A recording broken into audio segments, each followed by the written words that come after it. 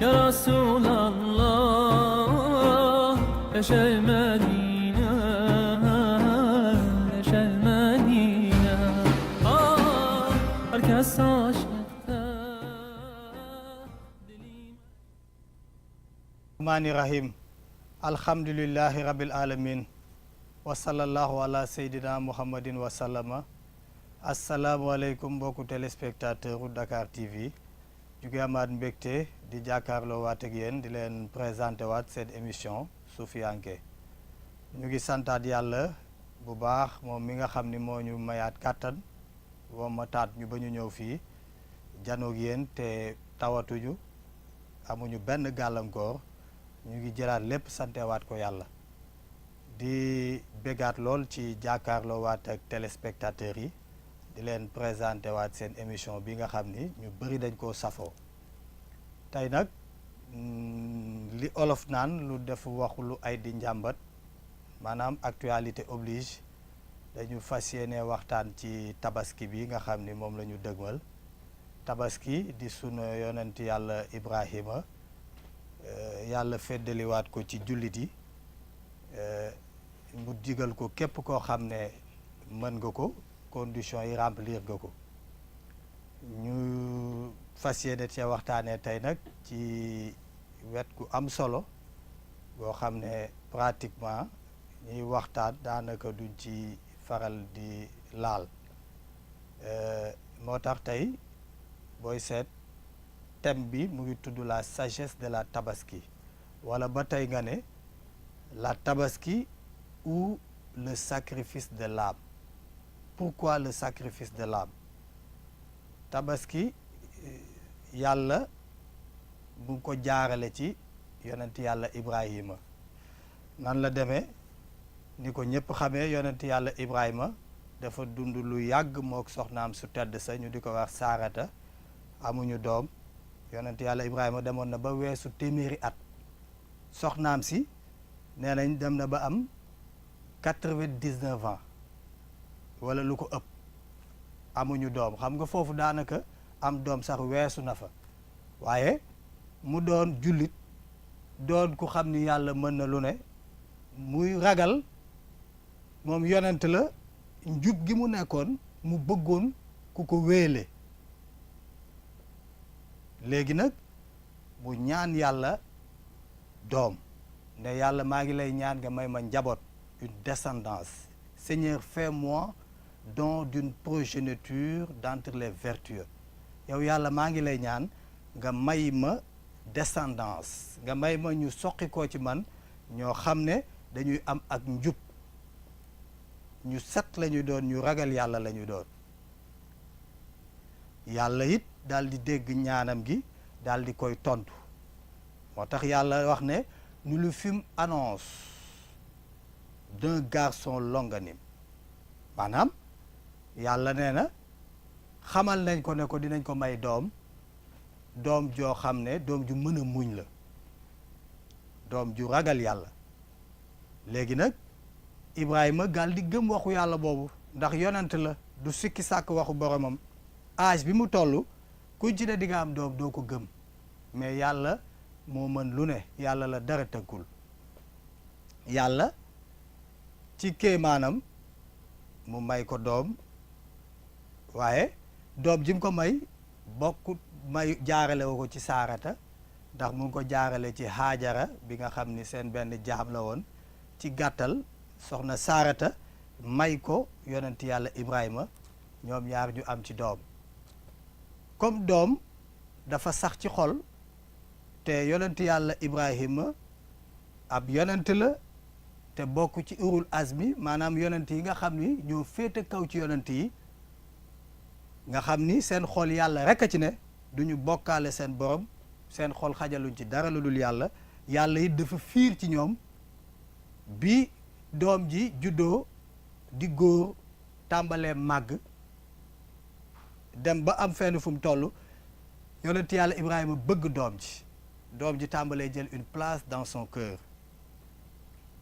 bi loolu amee yàlla nag comme ñoom yàlla seen xol buggul ñu di ko bokkaale ak dara yàlla mu tëdd guddi daal di gént bi mu géntee ñu ne ko na nga rey sa doom ji sacrifier ko da ko rey ngir sa jëmbi borom gént gi sax nee nañ 3 fois gént na ko gis le même rêve comme yonent la te lu ko yàlla digal mu def ko bi mu jógee mu daal di woo doom ji maanaam ni ko alxuraan indee bi doom ji demee ba tollu ci mën a ànd ak moom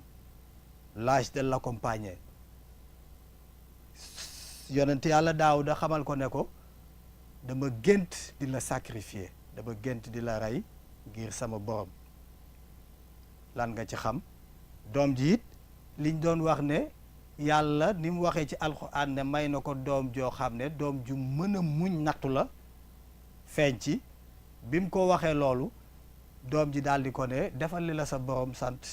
dig ma fekk may muñaakoon doom ji it di ko yéeme mu daal di nangu lii ko yàlla sant léegi nag fas yéene nag rey doomam sacrifier ko ngir jëmbi boromam foofu li ci yéeme mooy c'est dans l'état de sommeil da ko ne dama gént di la sacrifier j'ai rêvé te sacrifier dans l'état de sommeil état de sommeil boobu nag mooy li ci ëpp solo parce que état boobu Ibn Arabi dala naan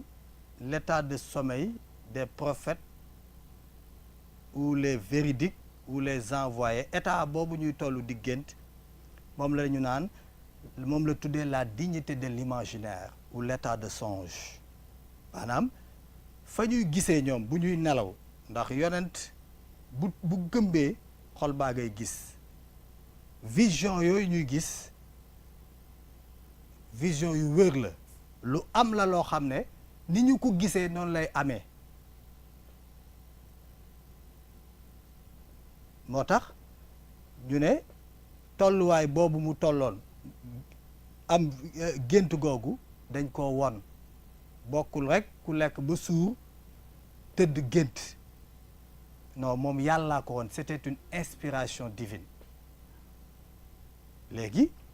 bi loolu état boobu mu tolloon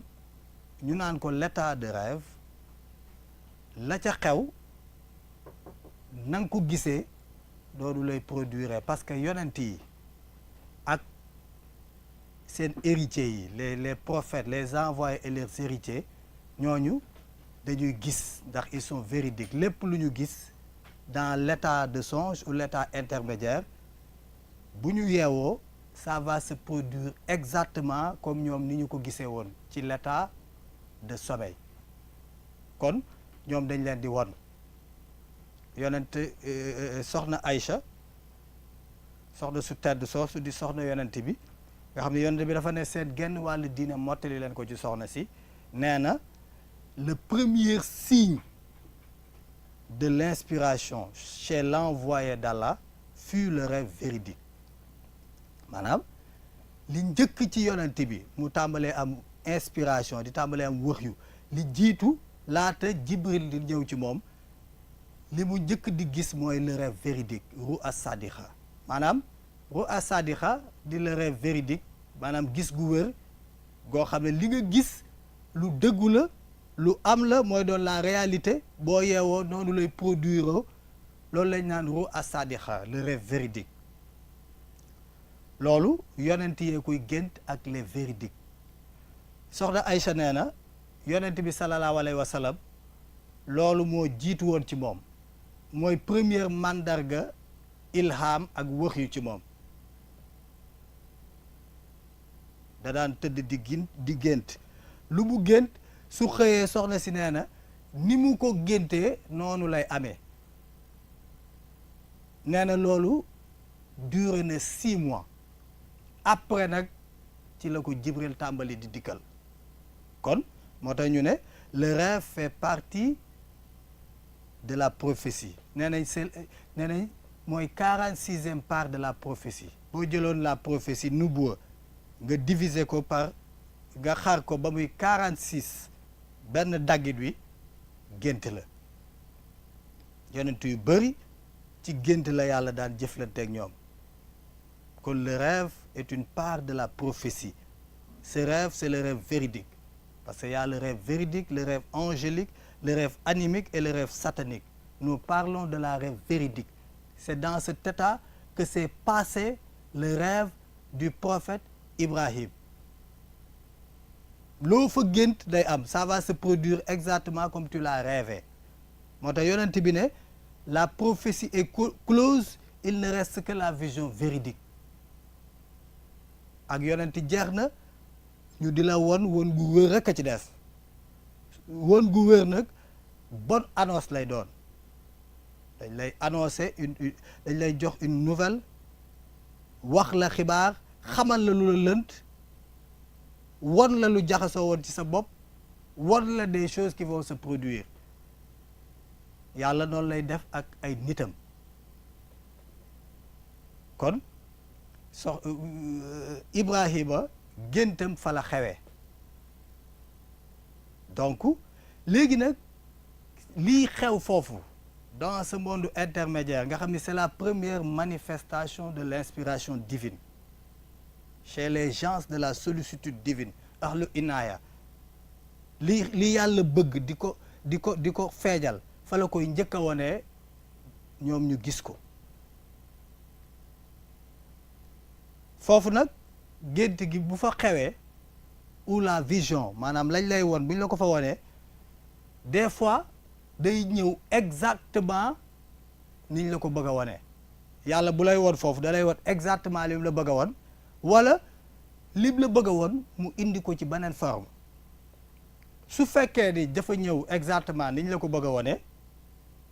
xamal ni niñ la ko wonee noonu lay xewee ci mulk le monde corporel. parce que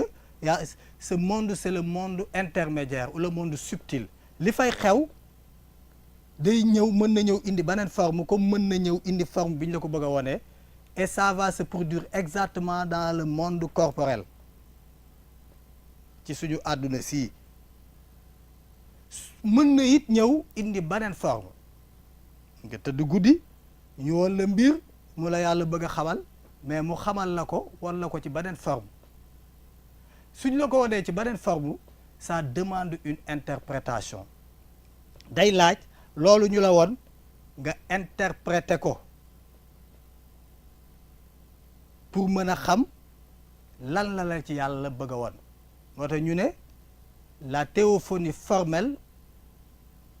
dans le monde intermédiaire demande une science complémentaire pour pouvoir comprendre ce que veut dire Allah. donc bu fekkee dafa ñëw ci beneen forme day laaj une interprétation. taawil moom la ko alxuraan indee. taawil baat bi noonu la ñëwee ci alxuraan, interprétation, jéem a interpréter li la yàlla bëgg a woon foofu. alxuraan indi na ko ci yonent yàlla Yusufa. alxuraan nee na nous te choisirons et nous t'enseignerons l'interprétation des rêves. kon le rêve ou le songe véridique day laaj lu ci ëpp une interprétation. yonent yàlla Yusufa il avait rêvé 11 étoiles plus le soleil et la lune. il se prosternait devant lui. dafa gént fukki étoile, fukki biddiw ak benn ak weer weeg jant wi ñu di ko sujjóotal. des années plus tard bi yàlla defee natt bi ko daloon te jaar ci doomu baayam ya biñ ko doon fiire ci digganteem ak baayam ngir bëgg gu leen baayam bëgg gu ko baayam bëggoon, préféré woon ko ci ñeneen ñi, ñu fiir sàkkal ko pexe tëmbal ko ci ab teen bàyyi ko fa.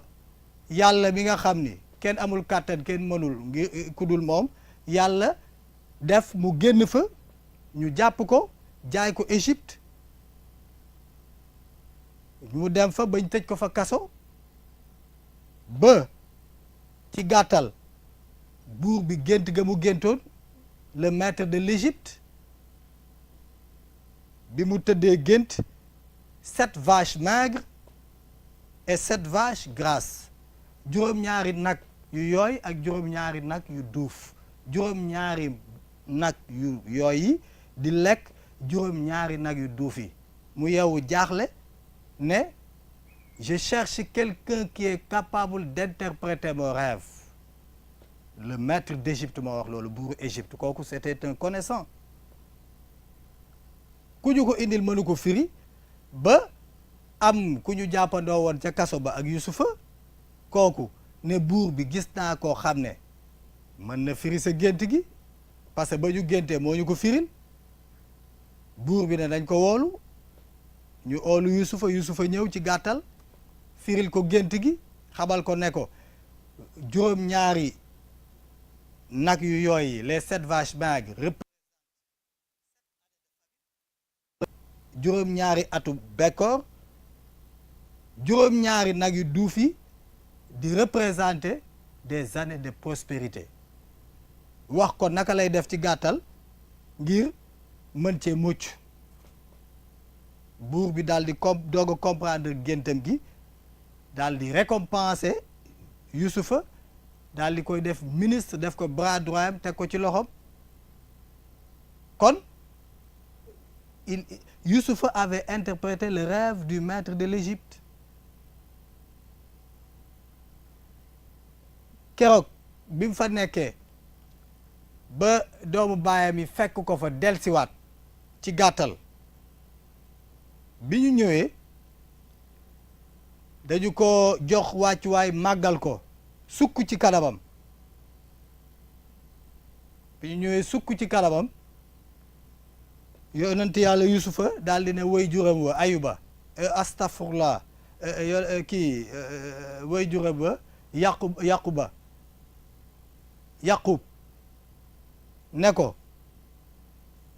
sama baay sama gént gëm a géntoon signification yi ba ngi nii voici l'interprétation de mon rêve de jadis gént gëm a géntoon leer na naññ léegi mu ngi nii fukki étoiles yi fukki étoiles yi ak benn ak soleil bi ak lune bi ma géntoon lii la woon kon la mu géntoon interprétation baa ngi doog a feeñ ndax dafa gént fukki étoiles yi mooy fukki doomu baayam yi ak benn ak rakkam ja ca mu bokkal ndey soleil bi mooy baayam weer wi mooy soxna baayam ba ñoom ñëpp di ko sujjootal di ko màggal prosterné wu devant lui mu ne ko sama gént ngoog kon moom la mu gisoon dans le monde intermédiaire vision ba mu amoon vision bi dikkee ko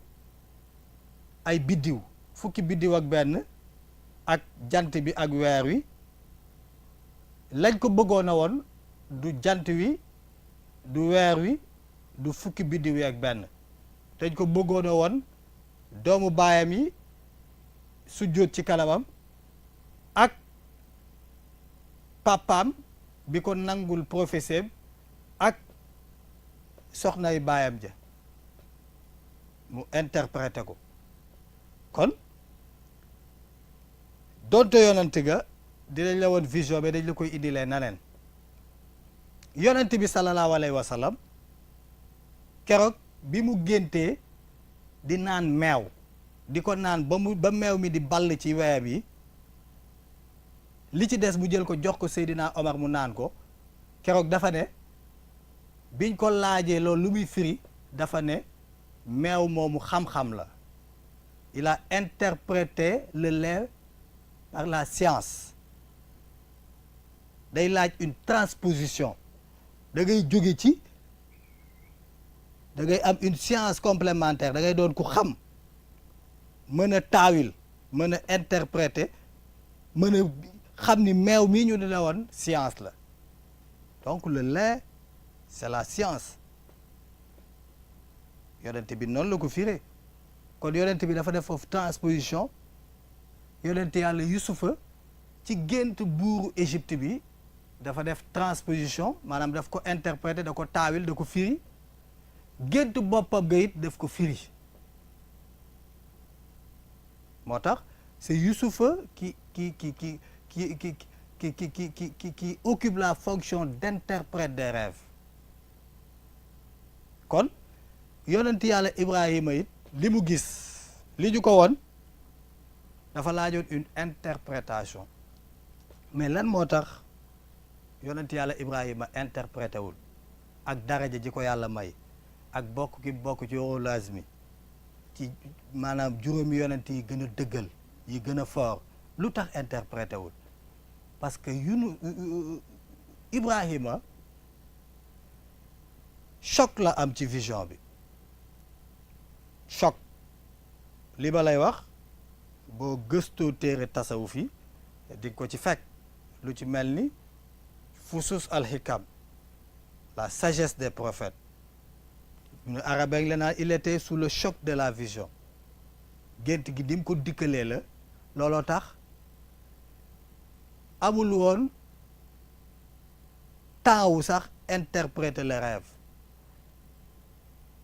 bëgg gi mu bëggoon a jëfe ndigalu yàlla ak fonk gi mu fonk boromam jox gi mu jox àq yàlla ba lépp lu ko yàlla digal day day jóg ci saasi ngir jëfe ko loolu nga xam ni lu kawe la looloo tax jëlul sax taawu interpréter ko mais yonent yàlla Ibrahima xam na ni foofu gént gi xewe woon teggin bi moo doon mu interpréter ko mu daal di jóg ci saasi rek bëgg ko appliquer au pied de la lettre maanaam ni mu gisee vision bi mu fas yéene ko jëfe noonu mu ko gisee ba yàlla def loolu mu def bi mu tegee doom ji di dawal paaka bi rek yàlla yónni Jibril indi xarum xaaf jëlee ko àjjana daal di puus Ismaïla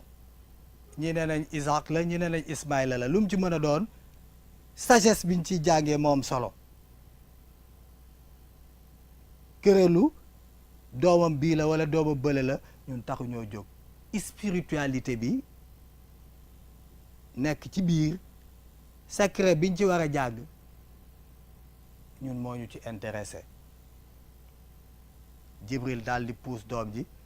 daal di indi xar mu jëlee àjjana bi yonent yàlla Ibrahima lewetale ba pare gis ni ki mu doon lewetal du doom ji xar la mu daal di sant yàlla ci ndigalu yàlla bi mu jëfee te reyul doomam doom ji sant yàlla ci nangu gi mu nangu ndigalu yàlla bi jaaree ci baayam mu nangu ko te bakkanam des ba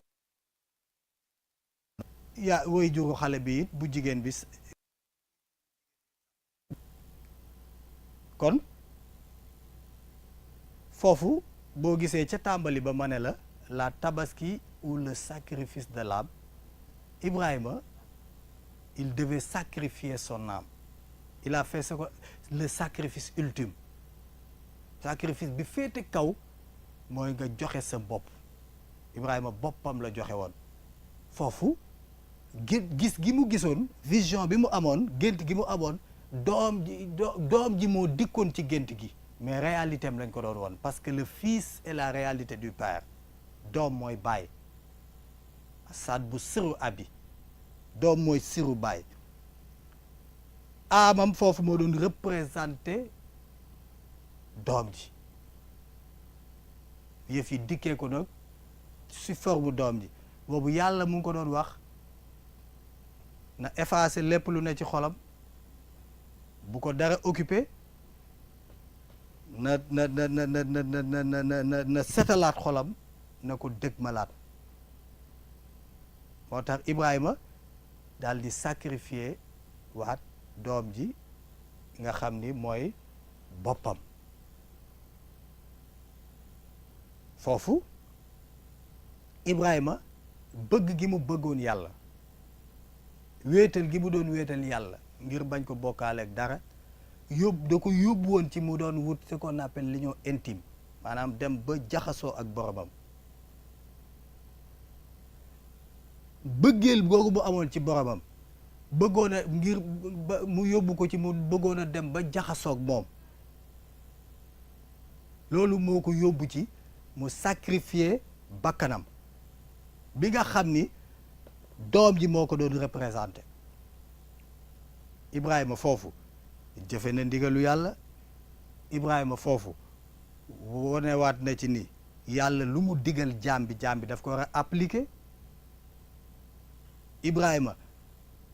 wane na ni ndigalu yàlla lu mu màgg lu mu rëy ndax lu rëy weesuwul ñu ne la reyal sa doom nga jóg fas yéene koo def ku ne na ko natt ci sa bopp buñ la ne woon reyal sa doom ngir yàlla loolu yomb te def Ibrahima laa fee moo tax yàlla jaxasoo na ak moom résultat ba mu ca jëlee parce que son amour éperdu envers Allah moo ko yóbbu woon cofeel gu mag gi mu amoon ci yàlla moo ko yóbbu woon ci mu bëggoon a rey bakkanam ndax sa bakkan bu deewul doo dajeeg sa borom foog nga rey sa bakkan ba mu dee ci yenn bëgg-bëgg yi ngir mën a des ak sa borom loolu ko daloon nag ku ko mënta def nam ko defee woon war nga ko roy kon tabaski daal liñ ci war a jàng mooy du rek jëli xar ma rey sol yére yu rafet te bees naan lu neex di baalonte ak loolu ci la bokk mais war nañ ci jëlee maanaa bi spiritualité bi war nañ ci jëlee ni sacrifice la yonent yàlla Ibrahima defoon nga jàng ci ni sama xol bi day dinaa fexe ba gën ci wéetal sama borom sama xol bi day dinaa wàññi samay bëgg-bëgg àdduna ngir gën a fat sama borom ndax yàlla day xajoowul ak xol dara kon ngay fexe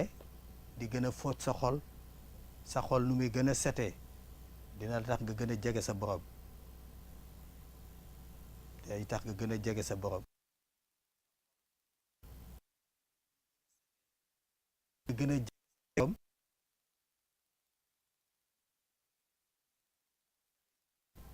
di gën a góorgóorluwaat comme yow yàlla digalu la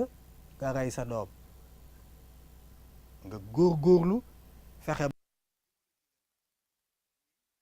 5 piliers de l'islam di julli di koor di natt murum koor di aji màkka nga fexe di ci góorgóorlu comme yow digga lële mënuloo koo jëf mais jëfal li nga xam ni c'est à ta portée kon tabaski daal képp koo xam ne jullit nga bu gën a bëgg a jege sa borom da nga xam ni du rek rey xar symbole la symbole nga gën a fóotaat sa bakkan rey ko ci yenn bëgg-bëgg yu ñàkk solo yi ngir gën a mën a jege sa borom ndax xol boo xam ne lu la bëgg yàlla du ca ne te yàlla xaj fudul ci xolu jaamam loolu la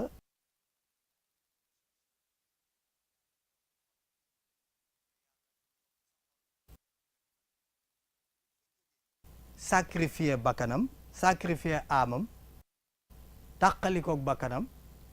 ci la yàlla ñëw dëkk ci xol bi kon xol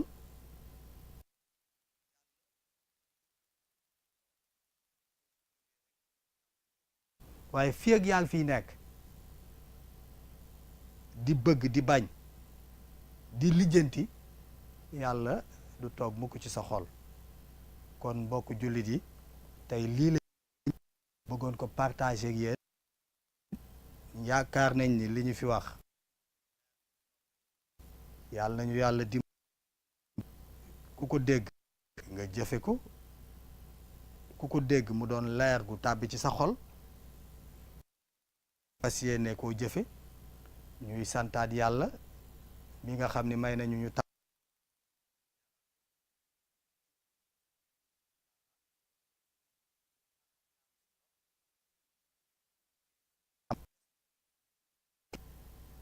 ñu ngi santaan ñëpp di gërëmaan ñëpp di leen jox rendez-vous ay bés bii di ñëw wasalaamualeykum jërë ngeen jëf tawfeex ak taysiir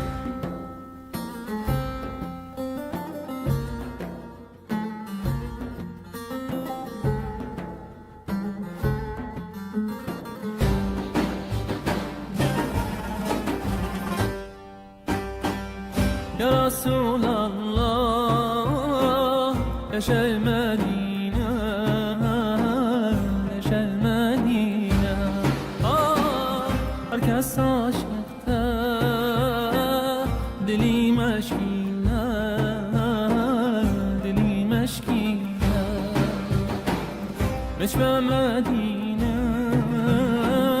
واسم